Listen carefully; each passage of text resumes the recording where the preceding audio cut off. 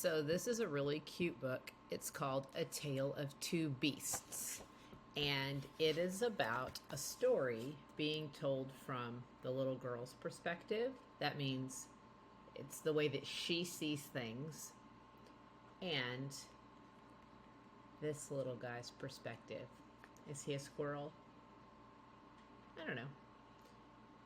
It's from the way that this little guy sees things.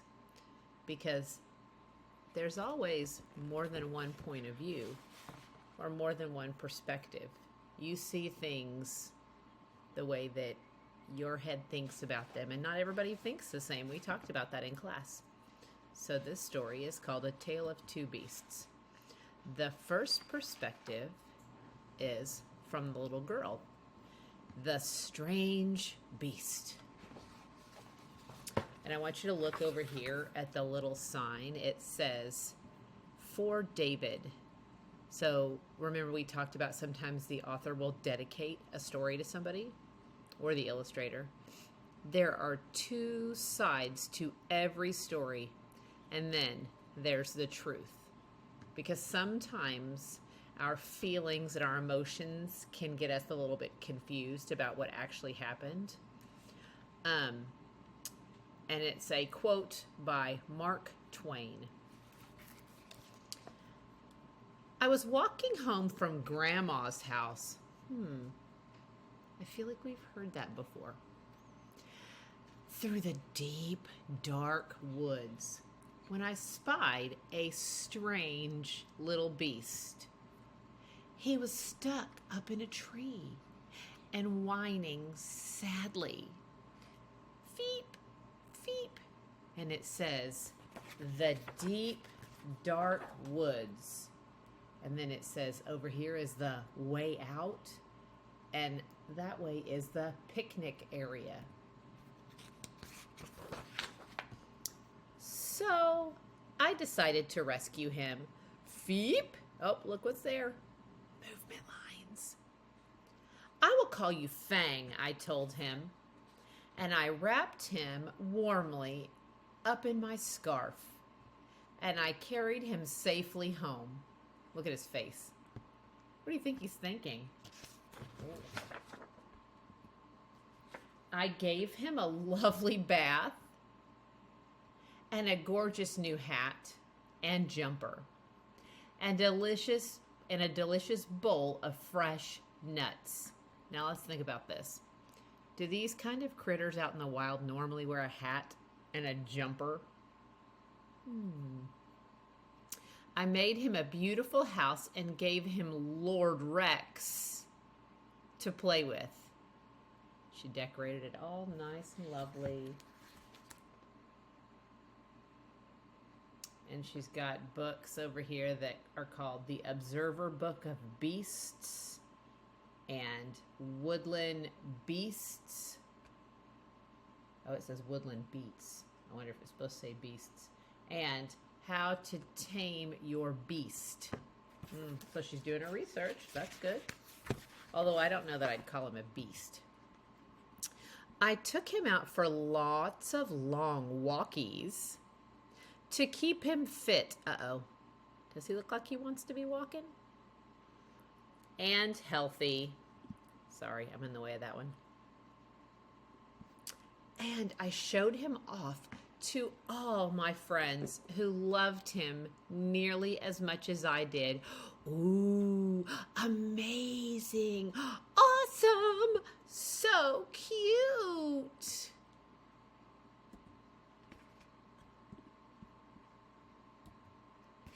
But for some strange reason, the beast did not look very happy.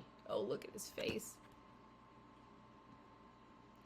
In fact, he was looking rather hot. I hope he's not sick, I thought. So I opened the window to cool him down. But then a terrible thing happened. So look at his face here. And then look at his face here. What do you think he's thinking? He threw off his clothes and he leapt out of the window. Fang! Feep! And ran away as fast as he could back to the deep, dark woods. I wanted to go and look for him, but Mama had other plans. Tea time, blurg. Bath time, erg. Bedtime, grrr. I couldn't sleep. I missed the little beast and wondered if I would ever see him again. Look, she drew a picture. Oh, and she's sleeping with his hat. But is it really fair to take something from its home, from the wild, and keep it locked up in your house? But then a small, furry shadow appeared at the foot of my bed. Oh, bum-ba-da-bum. The strange little beast had returned. He seemed quite pleased to see me. And I had just begun to think that maybe, just maybe, look what she did. Ah! He wasn't that strange after all. She's running through the forest in her underwear. Oh, don't do that. Please don't do that. Okay. There we go. I wonder why he came back. A Tale of Two Beasts, Part 2, The Terrible Beast. Whose perspective or point of view is it from now? Ah, the beast. Look, it's the exact same setting. Except this quote says, for David, it was the best of times, it was the worst of times. And that's a Charles Dickens quote. And it says, so remember, this is from the beast, the squirrel, whatever he is, point of view. I was hanging from my favorite tree, singing happily to the birds when, tra-la-la, tra-la-la. Remember, in the other one, she said he was saying, feep, feep. So she even hears things differently. And it still says the way out and the picnic area. I was ambushed by a terrible beast. Hey! Groof. She growled at me and tied me up and carried me off to her secret lair. That's a little different than she told it. She made me disgustingly clean, and she dressed me up in a ridiculous hat and jumper, and tried to make me eat squirrel food. Oh, so maybe he's not a squirrel.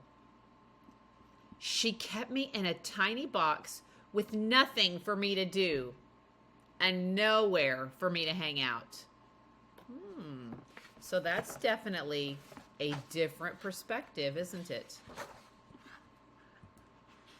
She made me walk backwards and forwards and backwards again for no reason whatsoever.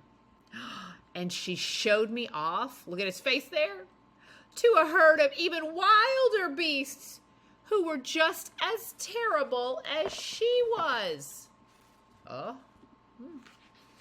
I had had enough.